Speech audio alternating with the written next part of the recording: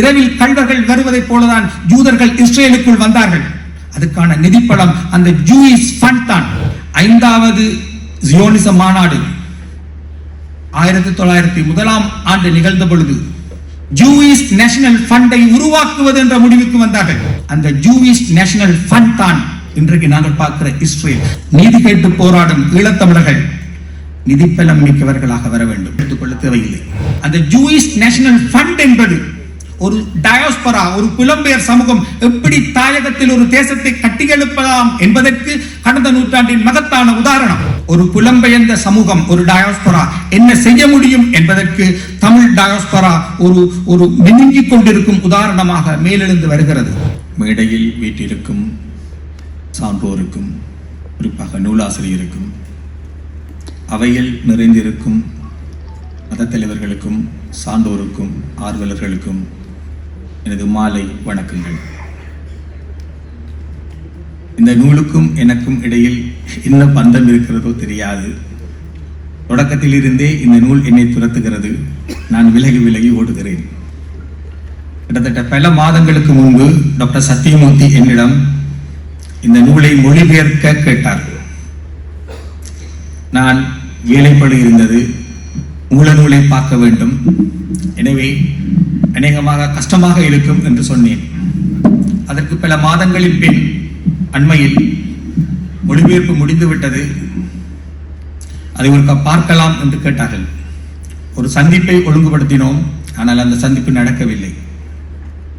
நான் பின்னர் அதை விட்டுவிட்டேன். அதற்கும் பின் இந்த நூல் வெளியீட்டு விழாவில் என்னை பேச கேட்டார்கள். கேட்டபோது நான் அதை மறுத்துவிட்டேன். ஏனென்றால் எனக்கு ஒரு பயணம் இருந்தது, ஆனபடியால் இன்றைக்கு நான் பயணம் செய்ய வேண்டும், எனவே எனக்கு இதில் கலந்து கொள்ள முடியாது என்று சொன்னேன். அதன் பின் வேறொரு ஏற்பாட்டுக்கு போனார்கள். ஆனால் என்னுடைய பயணம் ரத்து செய்யப்பட்டதை அறிந்ததும் எனது நண்பர் சசிவன் திரும்பவும் நீங்கள் பேசுங்கள் என்று கேட்டார். நான் சொன்னேன் ஏற்பாடுகள் முடிந்துவிட்டன என்று. என்னுடைய பயணம் ரத்தாகியது எனக்கு வெள்ளிக்கிழமை மதியம்தான் தெரியும். நான் மறுபடியும் என்னை நேற்று கேட்டார், நான் மாட்டேன் சொல்லிவிட்டேன். காலையில் டாக்டர் சத்தியமூர்த்தி திரும்ப கேட்டார், பேசும்போது நானும் விலகி போகிறேன், இந்த புத்தகமும் என்னை விடுதில்லை, எனவே பேசுவது என்று முடிவெடுத்தேன். இந்த நூலை நான் தொடக்கத்தில் எனக்கு இந்த நூல் தரப்பட்ட பொழுதே பெரும்பாலான பகுதியை வாசித்து விட்டேன். காரணம், நான் ஒரு சுயசரிதை பிரியன். நான் மத்திய கால வரலாற்றை சுயசரிதைகளினூடாகத்தான் படித்தேன். வரலாற்றை சுயசரிதைகளினூடாக படிக்கும் பொழுது அது சுவாரஸ்யமாக இருக்கும். அங்கே வரலாறு இரத்தமும் சதையுமாக இயல்பாக வரும். வரலாற்றை வரலாறாக படித்தால் அது ட்ரையாக இருக்கும். டெக்ஸ்ட் புக்கு கால படிக்க அது உலர்ந்து போயிருக்கும். மாறாக அதனை சுயசரிதை கால படிக்க அதில் ஒரு உயிர்த்தன்மை இருக்கும். அதனால் இது சுயசரிதை தன் சரிதை என்றபடியால் நான் அதனை தொடக்கத்திலிருந்தே படிக்க தொடங்கிவிட்டேன். புத்தகம் தரப்பட்ட அந்த நிமிஷத்திலிருந்தே நான் வாசித்தேன். ஆனால் இடையில் நான் ஸ்டக் ஆகிவிட்டேன். எங்கே என்று சொன்னால், திரு ராஜரட்னம் தன் எதிரிகளை தாக்கும் இடம் பெறுது. தன்னோடு இருந்து தன்னை காட்டிக் கொடுத்தவர்கள், எதிர்பாராத துரோகம் செய்தவர்கள் போன்றவரை தாக்கும் இடத்தில் அது எனக்கு கொஞ்சம் தனிப்பட்ட தாக்குதலாகப்பட்டது. அந்த இடத்தில் நான் புக்கில் அங்கால ஓட இல்லாம போயிட்டு ஸ்டக் ஆகி விட்டுட்டேன். பிறகு திருப்பி என்னை வாருங்கள் என்று அழைத்த பொழுது பிற்பகுதியை ஓடினேன். ஓடி புத்தகத்தை முழுதாக வாசித்து முடித்தேன். இந்த நூல் பல்வேறு பரிமாணங்களை கொண்டிருக்கிறது. முதலாவது, இது ஒரு தன் சரிதை, தன் வரலாற்று நூல். இரண்டாவது, இது இந்த உலக பேரரசு என்று வர்ணிக்கப்படுகின்ற அமெரிக்காவின் நீதி பரிபாலன கட்டமைப்பை கேள்விக்குள்ளாக்குகின்றது. மூன்றாவது, இந்த உலக பொருளாதாரத்தின் அதி உச்சத்தில் இருக்கின்ற நாடாகிய அமெரிக்காவின் இதயமாகிய பங்குச்சந்தை வாணிபம் தொடர்பாக இது எங்களுக்கு கேள்விகளை எழுப்புகின்றது. நாலாவதாக, தமிழ் புலம்பெயர் சமூகம் டயாஸ்போராவின் எழுச்சியை இது எங்களுக்கு காட்டுகிறது. ஒரு புலம்பெயர்ந்த தமிழர் எவ்வளவு உச்சத்துக்கு போகலாம், ஒரு புலம்பெயர்ந்த தமிழர் எப்படி வீரமாக போராடலாம் என்பதனை ஒரு உலக பேரரசின் நீதி பரிபாலன கட்டமைப்புக்கு எதிராக ஒரு புலம்பெயர்ந்த தமிழர் வீரமாக போராடி இருக்கிறார். அதை ஒரு நூலாக விட்டிருக்கிறார். ஓசலே சொன்னது போல இங்க அப்படி ஒரு நூலை வெளியிட்டால் அவர் திரும்பி ஒருக்கா உள்ளுக்க போக வேண்டி வரும். அதுல அந்த இடத்துல அமெரிக்க கட்டமைப்புக்கு அந்த விருந்த தினம் உண்டு. எதுவானாலும் ஒரு புலம்பெயர் சமூகம் டயாஸ்பரா அடைந்திருக்கக்கூடிய உச்சங்களை ஒரு விதத்தில் இந்த நூல் வெளியே கொண்டு வருகிறது. இந்த நூலுக்கு இருக்கும் சட்ட பரிமாணம் ஏற்கனவே சொல்லப்பட்டு விட்டது. இந்த நூலுக்கு இருக்கும் பொருளாதார பரிமாணம், பங்குச்சந்தை வாணிபம் தொடர்பில் நான் என்னுடைய தனிப்பட்ட அபிப்பிராயம், பங்குச்சந்தை வாணிபத்தோடு தொடர்புடைய ஒருவரையும் இந்த நூல் தொடர்பாக பேச அழைத்திருந்திருக்கலாம். நான் பங்குச்சந்தை பற்றி சொல்ல மாட்டேன், அது என்னுடைய துறையும் அல்ல. திரு ராஜரத்னம் திரும்ப திரும்ப சொல்றார், தன்னை கைது செய்தவர்களுக்கு பங்குச்சந்தை பற்றி ஒன்றும் தெரியாது, தன்னை விசாரித்தவர்களுக்கும் பங்குச்சந்தை பற்றி ஒன்றும் தெரியாது, தான் கொண்டு வந்த லோயர்ஸிலேயே பலருக்கு பங்குச்சந்தை பற்றி தெரியல, பிறகு தனக்கு ஜூரிகளாக வந்தவர்களுக்கு பங்குச்சந்தை பற்றி ஒன்றுமே தெரியாது, தன்னை விமர்சித்த ஊடகங்களுக்கு பங்குச்சந்தை பற்றி ஒன்றுமே தெரியாது. இதுக்குள்ள நானும் ஏன் அப்படி ஒரு விமர்சனத்துக்கு உள்ளாவால், எனவே பங்குச்சந்தை விஷயத்துக்கு ஏன் நான் போகல. ஆனால் அரசியலில் தூய பொருளாதாரம் என்று கிடையாது, அரசியல் பொருளாதாரம் தான் உண்டு. பொருளாதாரம் என்பது பாடப்புத்தகங்களில் தான் தனிய பொருளாதாரம், நடைமுறையில் அரசியல் பொருளாதாரம் தான் உண்டு. அந்த அடிப்படையில் பார்த்தான் அவருடைய கைதுக்கு பின்னுக்கும் அரசியல் இருக்கு, சொல்லப்பட்ட காரணங்களுக்கு பின்னுக்கும் அரசியல் இருக்கு, விடுதலைக்கு பின்னுக்கும் அரசியல் இருக்கலாம், எல்லாவற்றுக்கு பின்னுக்கும் அரசியல் இருக்கும், எல்லாத்துக்கு பின்னுக்கும் ஏதோ ஒரு ரைடிங் ஃபோர்ஸ், ஒரு அசைவியக்கம் இருக்கும். அப்படி பார்த்தால் நான் இந்த நூலின் அரசியல் பரிமாணத்தை தான் அதிகம் தொடப்போகிறேன். இந்த நூலானது உலக பேரரசு ஒன்றின் நீதி பரிபாலன கட்டமைப்பின் மீதான ஈவிரக்கமற்ற தாக்குதல். அதுல டிரான்ஸ்லேஷன் படி பார்த்தால் டிரான்ஸ்லேஷன் வடிவா வந்திருக்கு. டிரான்ஸ்லேஷன் ரீடிங்குக்கு எந்த விதத்திலும் இடைஞ்சல் இல்லாமல் வந்திருக்கு. அதை வாசிக்க தெரியுது மூல நூல்ல எப்படிப்பட்ட லாங்குவேஜ் கையாளப்பட்டிருக்கலாம், மூல நூல் ஒரு இலக்கியத்தரம் உள்ளதாக இருக்கிறது என்று வருகிறது. அவர் தன்னுடைய எதிரிகளை, தனக்கு துரோகம் செய்தவர்களை, தன்னை விசாரித்தவர்களை விவரிக்கும் பொழுது அவர்களுடைய ஆளுமைகளை அருமையாக சொல்லிக் கொண்டு வர, இப்படிப்பட்டால் இப்படிப்பட்டால் இப்படி ஒவ்வொன்றா சொல்றார். அந்த ப்ரொஃபைல் அப்படியே வடிவா வருது. அதே நேரம் மேலதிகமாக அவர்களுடைய தோற்றம் அப்பியரன்ஸையும் சொல்லி இருந்திருந்தால் இது முழு இலக்கியமாகவே வந்திருக்கும். அவருடைய தோற்றத்தையும் சொல்ல வழிகிட்டால் அதுக்கு அந்த இலக்கிய கிணறு இன்னும் அதிகரிச்சிருக்கும். ஆனாலும் இப்போ ஒன்றும் குறைஞ்சு போகல, அதுக்கு ஒரு இலக்கிய கிணறு இருக்கு. அது வாசிப்பா அப்படியே இழுத்துக்கொண்டு போகுது. அதுல மொழிபெயர்ப்பு கணிசமான பங்களிப்பை செய்திருக்கு. மொழிபெயர்ப்பு எங்களுக்கு அந்த வாசிப்பதை இலகுவாக்கி தருகிறது. மற்ற மூல நூலில் ஒரு ரிச்சான லாங்குவேஜ் இருக்குது என்ற உணர்வை எங்களுக்கு தருது. சரி, இப்ப இது இந்த உலக பேரரசின் நீதி பரிபாலன கட்டமைப்பின் மீதான ஈவிரக்கமற்ற தாக்குதல், கடுமையான லாங்குவேஜ் பயன்படுத்தப்பட்டிருக்கு. தன்னை கைது செய்த FBI அதிகாரிகள் தொடக்கம் விசாரித்தவர் ஜட்ஜ் உட்பட அனைவர் மீதும், ஜட்ஜுக்கு தான் நம்ம நாட்டில் இப்படி ஒரு வார்த்தை பாவிக்கவே இயலாது, இல்லாட்டி கல்லறிவான், இரவிரவா போய் கல்லறியலாம் ரகசியமா. ஆனால் இப்படி பகிரங்கமா ஒரு புக்ல இந்த மாதிரி கடுமையான கூறான வார்த்தைகளை பயன்படுத்தி இயலாது, பயன்படுத்தி இருக்கார். டிரான்ஸ்லேஷன்ல உள்ளது ஒரிஜினலும் இருந்திருந்தால் பயன்படுத்தப்பட்டிருக்கு என்றால், இப்ப நாங்கள் திருப்பி பார்ப்போம். ஐநாவில் கடந்த 12 ஆண்டுகளுக்கு மேலாக எங்களுக்கு ஆதரவாக, அரசாங்கத்துக்கு எதிராக தீர்மானங்களை கொண்டு வருகின்ற அந்த மேற்கத்திய கட்டமைப்பின் நீதி பரிபாலன கட்டமைப்புக்கு தான் இவ்வளவு அடியும். இந்த முரணை ஈழத்தமிழர்கள் எப்படி விளங்கிக் கொள்வது? இங்கிருந்து தொடங்குகிறது அரசுகளின் நீதி என்றால் என்ன என்ற கேள்வி. உண்மை, அரசுகளின் நீதி இந்த பூமியில் அப்படித்தான் இருக்கும்.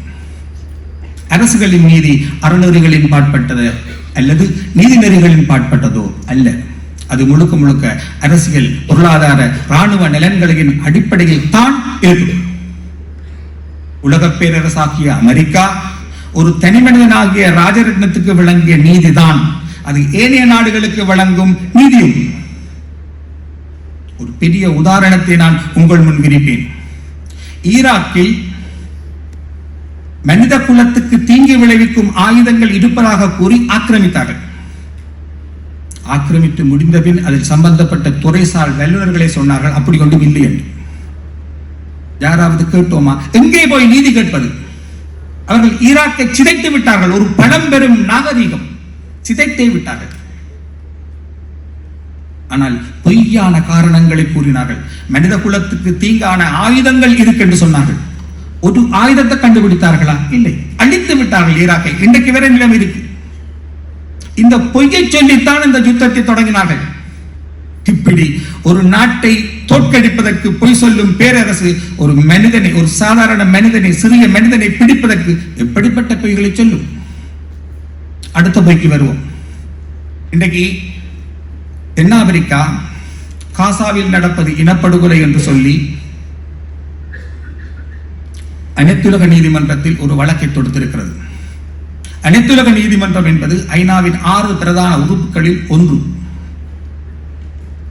இதை உருவாக்கியதில் பிரித்தானியாவுக்கும் அமெரிக்காவுக்கும் முக்கிய பங்கு உண்டு.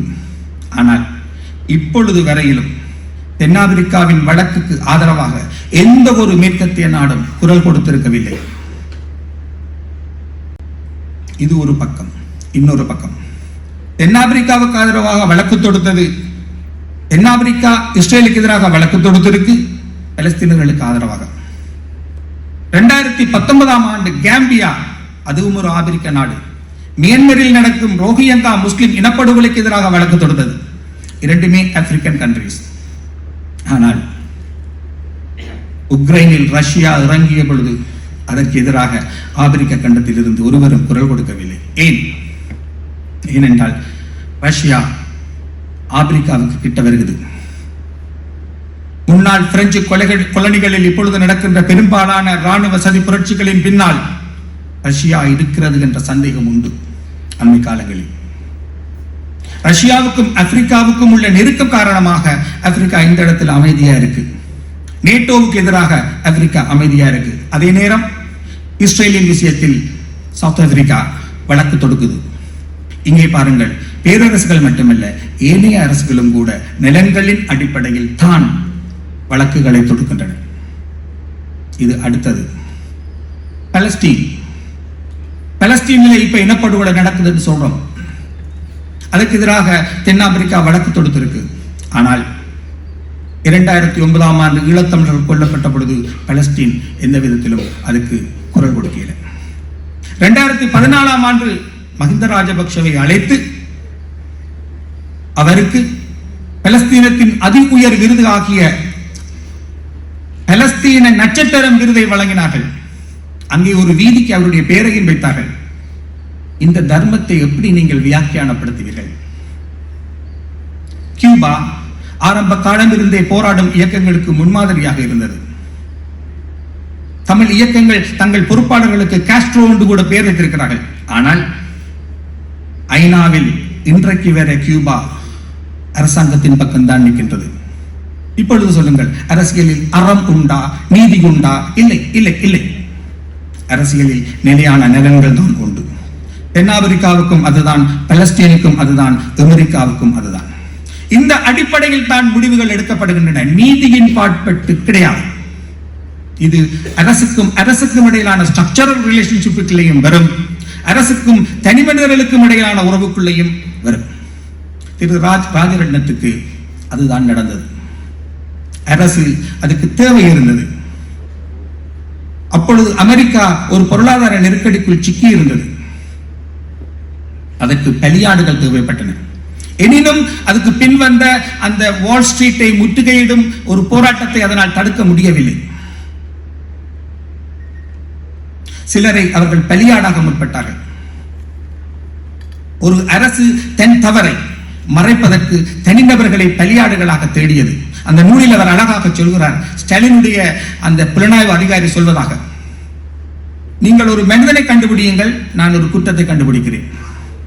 இதைத்தான் உலகில் எல்லா பேரரசுகளும் செய்கின்றன. பேரரசுகள் மட்டுமல்ல, ஸ்தாபிக்கப்பட்ட மதங்களும் காலத்துக்கு காலம் தங்கள் எதிரிகளுக்கு எதிராக இதைத்தான் செய்து வந்திருக்கின்றன. இதுதான் வரலாறு. எஸ்டாப்ளிஷ்ட் என்று வந்துட்டால் அந்த எஸ்டாப்ளிஷ்மென்டை பாதுகாப்பதற்காக அவர்கள் உலகம் முழுக்க இதைத்தான் செய்கின்றார்கள். எனவே இந்த அடிப்படையில் பார்க்கும் பொழுது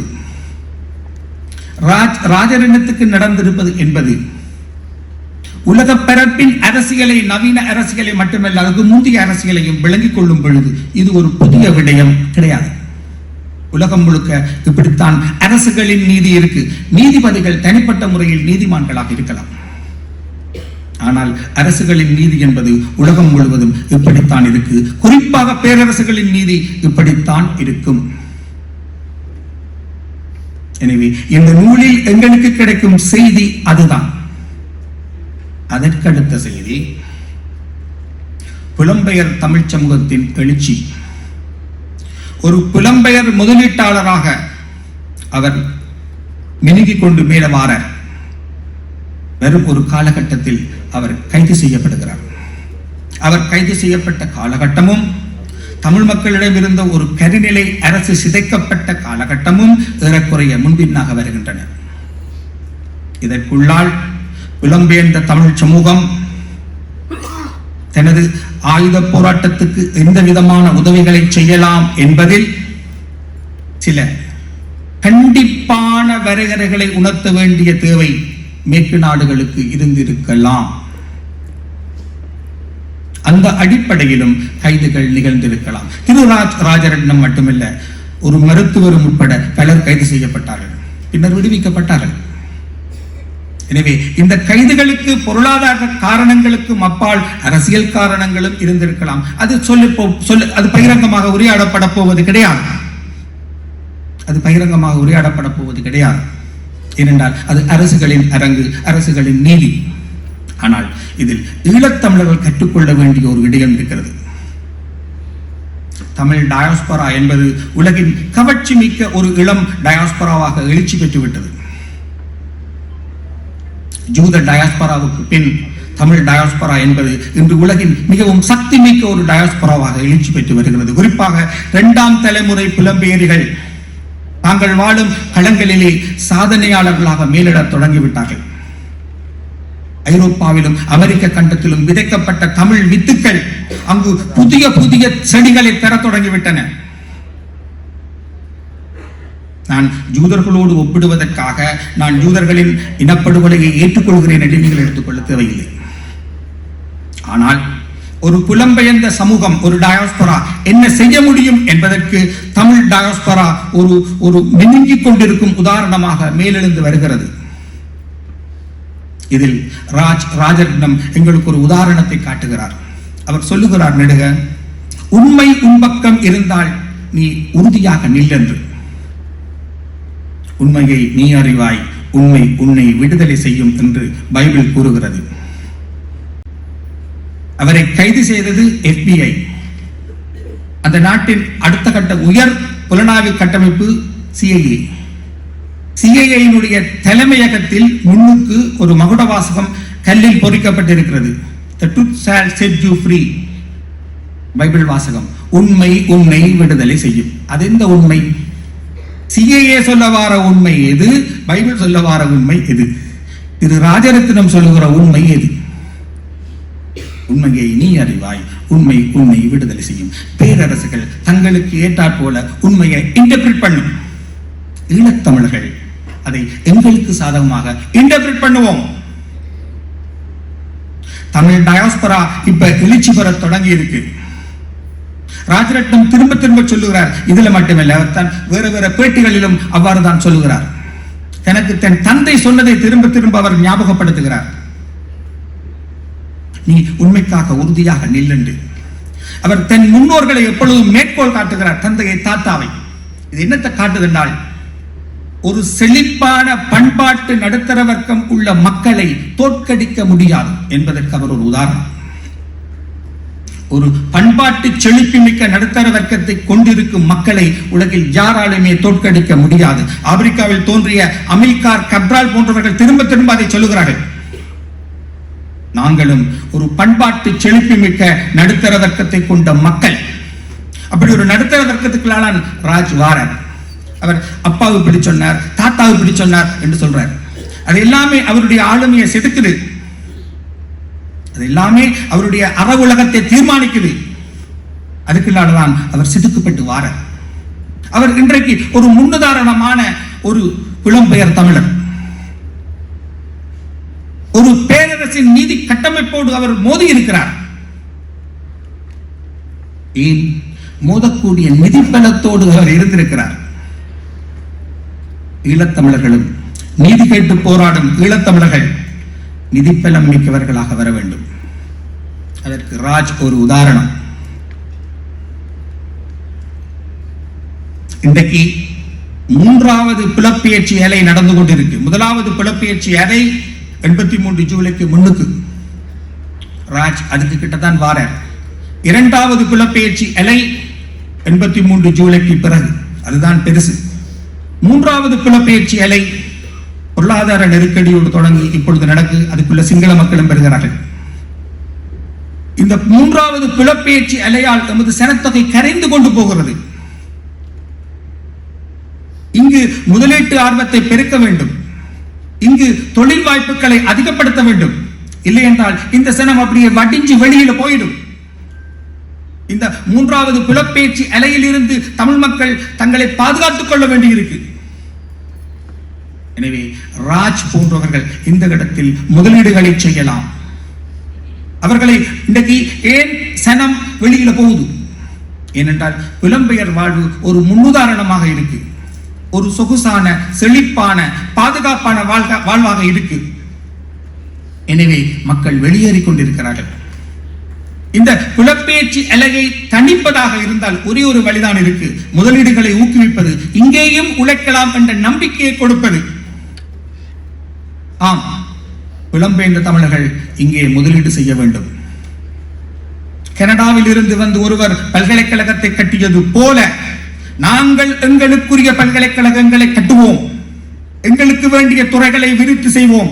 அரச பல்கலைக்கழகங்களை ஏக்கத்தோடு பார்த்துக் கொண்டிருப்பதை நிறுத்திவிட்டு, அரச பல்கலைக்கழகங்கள் செய்யும் என்று காத்துக் கொண்டிருப்பதை விட்டுவிட்டு, நாங்கள் எங்களுக்குரிய கல்வி நிறுவனங்களை உருவாக்குவோம். அதற்கு வேண்டிய வளங்கள் எங்களிடம் உண்டு. நாங்கள் முதலீடு செய்ய வேண்டும். புலம்பெயர் தமிழர்கள் கொழும்பின் நோக்கு நிலையில் இருந்து அல்ல, நேஷன் பில்டிங், தேசத்தை கட்டி எழுப்புவது என்ற அடிப்படையில் இங்கே முதலீடு செய்ய வேண்டும். நிச்சயமாக கொழும்பின் நோக்கு நிலையில் இருந்து அல்ல, தேசத்தை கட்டி எழுப்புவதன் ஒரு பகுதியாக நாங்கள் இங்கே முதலீடுகளை செய்ய வேண்டும். ஜூதர்களை நான் மீண்டும் உதாரணத்துக்கு எடுக்கிறேன். நான் ஜூத இனப்படுகொலையை ஏற்றுக்கொள்ளவில்லை. பலஸ்தீனத்தில் அவர்கள் செய்வதை நான் ஏற்றுக்கொள்ளவில்லை. ஜூதர்கள் 1897 ஆண்டு முதலாவது ஜியோனிச மாநாட்டை கூட்டினார்கள். அந்த மாநாட்டை கூட்டியவர் அவருடைய அடிப்படை ஒழுக்கம் மேத்ஸ், கணிதம். அவர் நேஷன் பில்டிங்கை மேத்தமெட்டிக்கலாகத்தான் பார்த்தார், அப்ஸ்ட்ராக்டா கற்பனையா பார்க்கல. அதனால் 5வது ஜியோனிச மாநாடு 1901 நிகழ்ந்த பொழுது ஜூயிஷ் நேஷனல் ஃபண்டை உருவாக்குவது என்ற முடிவுக்கு வந்தார்கள். அந்த ஜூயிஷ் நேஷனல் ஃபண்ட் தான் இன்றைக்கு நாங்கள் பார்க்கிற இஸ்ரேல். அது பிறகு இனப்படுகொலையின் ஒரு பங்காளி என்றது ஒரு விஷயம். ஆனால் அந்த ஜூயிஷ் நேஷனல் ஃபண்ட் என்பது ஒரு டயாஸ்பரா, ஒரு புலம்பெயர் சமூகம் எப்படி தாயகத்தில் ஒரு தேசத்தை கட்டியெழுப்பலாம் என்பதற்கு கடந்த நூற்றாண்டின் மகத்தான உதாரணம். கிட்டத்தட்ட 23 கோடி மரங்களை அவர்கள் நட்டிருக்கிறார்கள். மரங்களையும் நடுகிறார்கள், பலஸ்தீனர்களையும் கொல்லுகிறார்கள். கிட்டத்தட்ட 200க்கும் மேற்பட்ட குளங்களை, வாவிகளை கட்டியெழுப்பி இருக்கிறார்கள். நீர்த்தக்கங்களை உருவாக்கி இருக்கிறார்கள். இவ்விடத்துக்கும் அந்த ஜூயிஷ் நேஷனல் ஃபண்ட் தான் அடித்தளம். பலஸ்தீனர்களின் நிலத்தை கள்ளமாக வாங்கியதும், பேரம் பேசி வாங்கியதும் அந்த ஃபண்டை வச்சு கொண்டுதான். அந்த கர்ஸ்லருடைய ஒரு அற்புதமான வாக்கியம் இருக்கிறது. அது ஒரு பைபிள் வசனம். இரவில் கல்வர்களை போலி, the days of God will come like thieves in the night என்று. இரவில் கல்வர்கள் வருவதைப் போலதான் ஜூதர்கள் இஸ்ரேலுக்குள் வந்தார்கள். அதுக்கான நிதிப்படம் அந்த ஜூயிஷ் ஃபண்ட் தான். ஈழத்தமிழர்களும் அவ்வாறு டயாஸ்பராவின் பின்பலத்தோடு அவ்வாறான நிதியங்களை உருவாக்கலாம். தங்களுக்கு வேண்டிய ஸ்ட்ரக்சர்ஸை, நிறுவனங்களை கட்டியெழுப்பலாம். முதலீடு என்பதை நேஷன் பில்டிங்கின் ஒரு பகுதியாக செய்யலாம். பண்பாட்டு செழிப்பு மிக்க ஒரு மக்கள் கூட்டம் தோற்கடிக்கப்பட முடியாதது. நாங்கள் பண்பாட்டு செழிப்பு மிக்க ஒரு மக்கள் கூட்டம், எங்களை தோற்கடித்து விட முடியாது. மந்திர வலிமை பெற்றவர் நாம், ஆயிரமாய் திரும்ப திரும்ப எழுவோம் என்பதனை புலம்பெயர் சமூகம் நிரூபிக்க வேண்டும். அந்த நம்பிக்கையை ராஜ் தருகிறார். ஒரு பேரரசின் நீதி பரிபாலன கட்டமைப்புக்கு எதிராக அவர் நிற்கிறார். அவருடைய நிதிப்பலம் தான் அவர் அவ்வாறு நிற்க காரணம். அதே பேரரசிடம்தான் நாங்கள் நீதி கேட்டு போராடுகிறோம் என்பதில் முரண் உண்டு, ஏற்றுக்கொள்கிறேன். ஆனால் நீதிமான்களிடம்தான் ஈழத்தமிழர்கள் நீதி கேட்கலாம் என்றால் தேவராஜ்யத்திடம்தான் கேட்கலாம், யாகங்கள்லாம் செய்யலாம். அரசியலில் நீதிமான்களிடம்தான் நீதி கேட்கலாம் என்றில்லை. எங்களுக்குரிய நீதியை பெறுவதற்கான தந்திரத்தை நாங்கள் வகுத்துக் கொள்வோம். கிருஷ்ணர் மகாபாரதத்தில் செய்தது போல அந்த சத்தியத்துக்குரிய சத்திய தந்திரத்தை நாங்கள் வகுத்துக் கொள்வோம். அந்த அடிப்படையில் ஒரு புலம்பெயர் சமூகம் எப்படி வெற்றி பெறலாம் என்பதற்கு ராஜ் ஒரு முன்னுதாரணம். ஒரு பேரரசின் நீதி கட்டமைப்போடு மோதுவதற்கான துணிச்சலை அவர் எங்களுக்கு காட்டுகிறார். எனவே இந்த நூல் எங்களுக்கு தரும் செய்தி அதுதான். பண்பாட்டு செழிப்பு மிக்க ஒரு மக்கள் கூட்டத்தை தோற்கடிக்க முடியாது. பண்பாட்டு செழிப்பு மிக்க ஒரு மக்கள் கூட்டத்தை தோற்கடிக்க முடியாது. நன்றி.